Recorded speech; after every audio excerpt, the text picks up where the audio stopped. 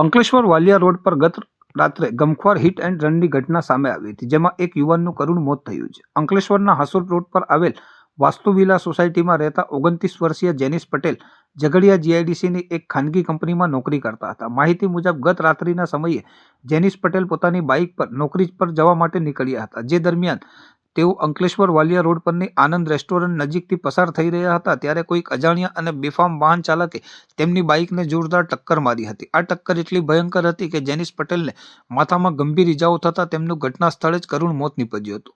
અકસ્માત સર્જીને વાહન ચાલક પોતાનું વાહન લઈને તાત્કાલિક સ્થળ પરથી ફરાર થઈ ગયો હતો, જેને કારણે આ બનાવ હિટ એન્ડ રનની ઘટનામાં પરિણમ્યો છે. આ ગમખ્વાર અકસ્માતની જાણ થતાં જ અંકલેશ્વર જીઆઈડીસી પોલીસનો કાફલો તાત્કાલિક ઘટના સ્થળે દોડી આવ્યો હતો. પોલીસે મૃતદેહનો કબજો મેળવી કાયદેસરની